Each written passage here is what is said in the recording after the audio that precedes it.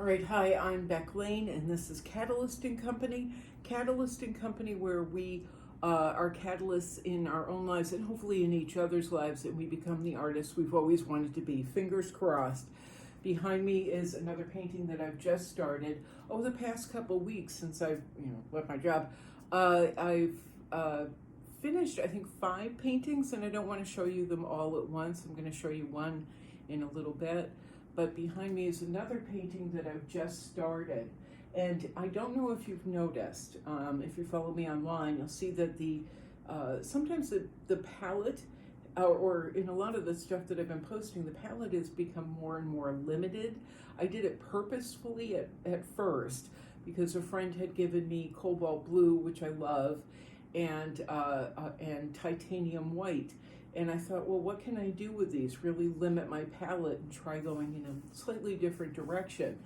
Well, I did go back to using some more color, and now because I've been painting so much after the last couple of weeks, my choices have become limited. I'm running out of paint again, and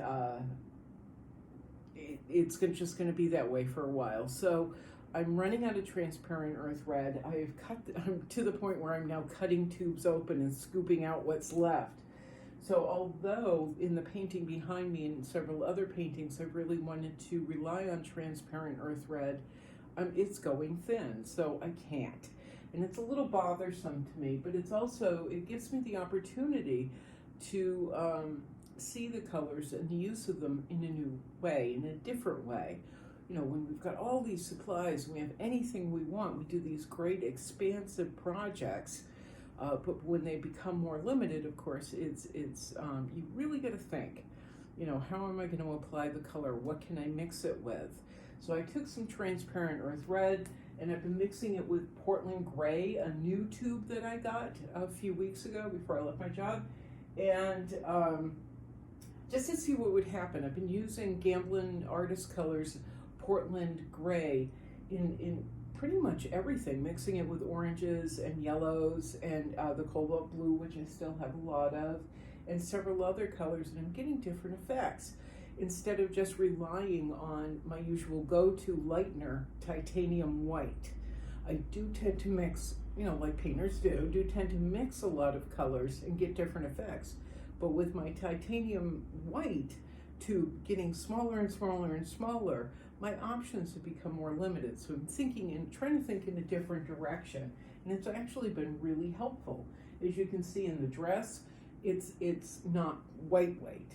It's taking the cobalt blue and some teals and mixing them, and then adding little bits of white. So I've got more of a grayish, kind of a bluish, grayish white, but I've also been mixing in that Portland gray, which I bought because it was on sale, and I'd been thinking about trying it for months, and I kept seeing the posts from Gamblin Artist Colors, and it's really an interesting color. I have many by Gamblin that I love, Radiant Blue and all these other interesting colors.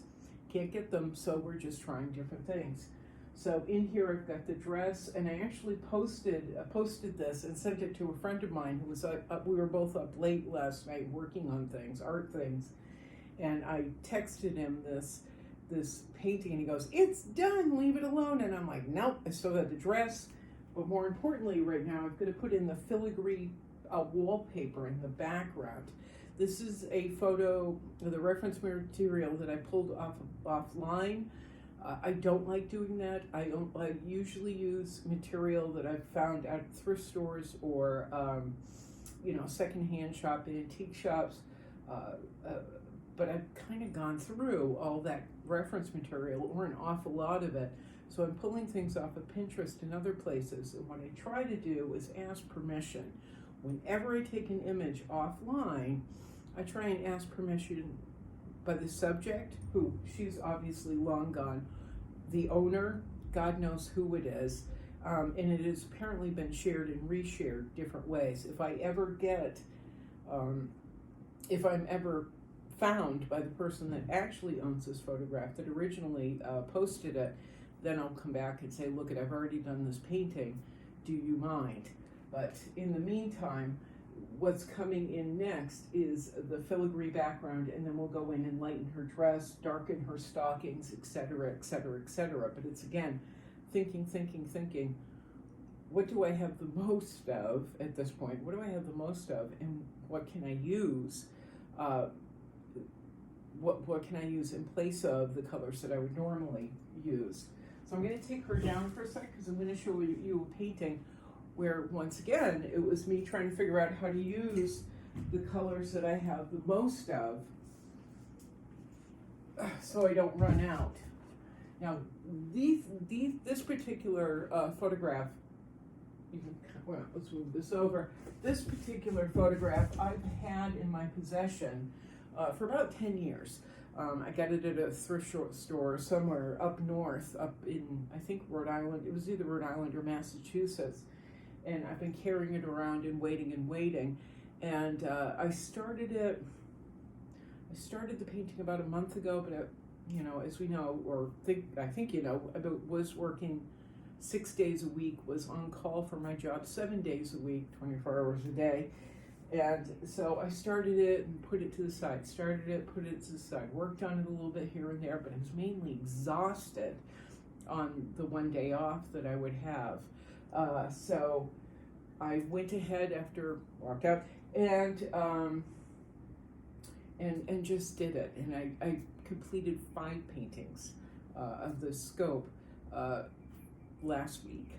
I finished them up. You know, all these projects that I had laying around, I just kind of went doobie. And as I said, that led to me using up a lot of oils. So in this painting, I've used, as you can see, a lot of yellow, a lot of orange, and then this purple. I'll get the two. I can never remember how to pronounce this. Somebody's going to correct me. Quinacridone.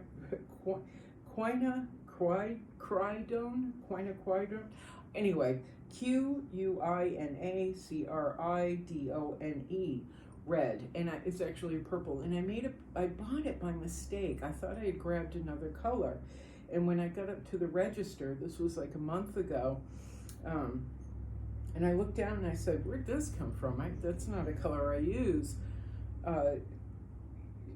I said to the salesperson, I said, "Just ring it up. I grabbed it for a purpose, and now I'm glad I have."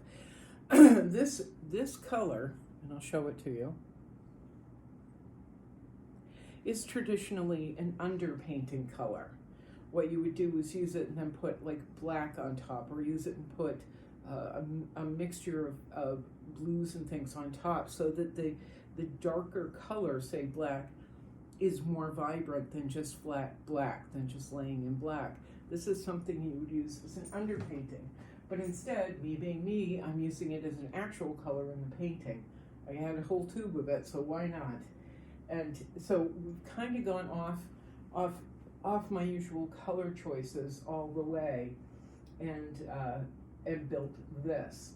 Now, because I had used these kind of obnoxiously bright colors, the background, which is all palm fronds, it's all palm trees and palm fronds, were really bright.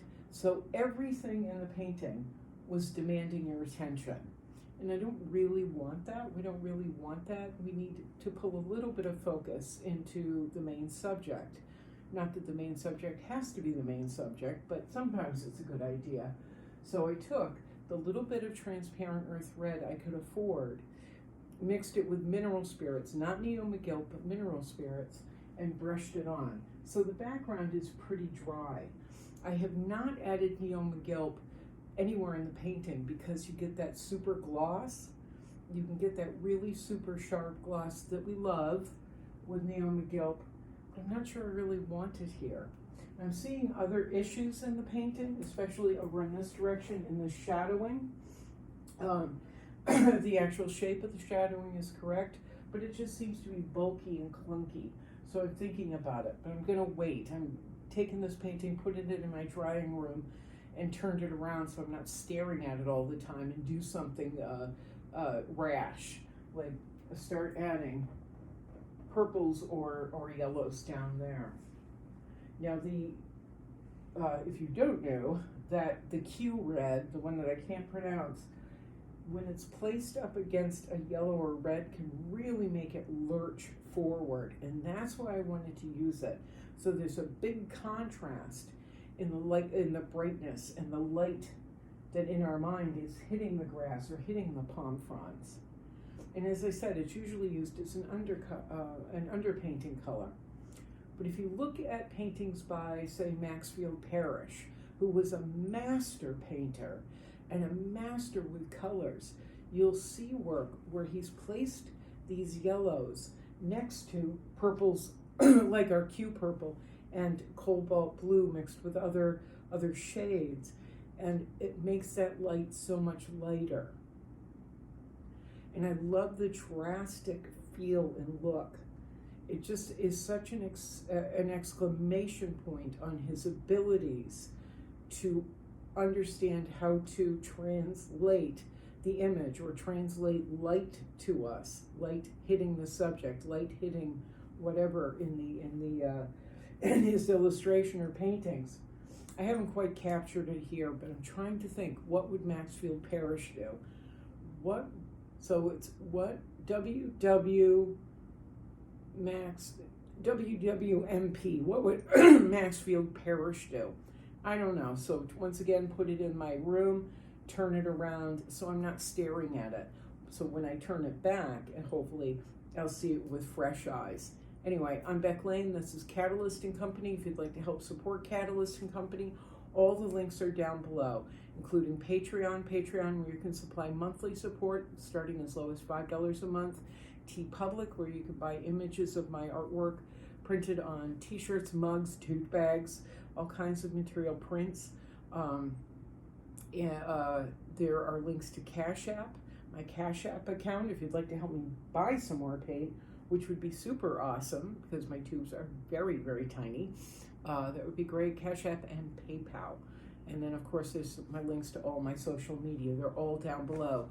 If you're interested in asking about getting information on the pricing and the size of different paintings that you see here or online, you can contact Chasen Galleries here in Sarasota, or Blue Egg Gallery in Fort Lauderdale. And again, their links are down below. All right, ready? Ready, Carrie? Thank you for the note, Carrie. Thank you for everything and for being such a great, supportive friend. You reached out on a day I really needed to hear from someone, so thank you. All right, ciao. Ciao. Meow, meow, meow. Boink.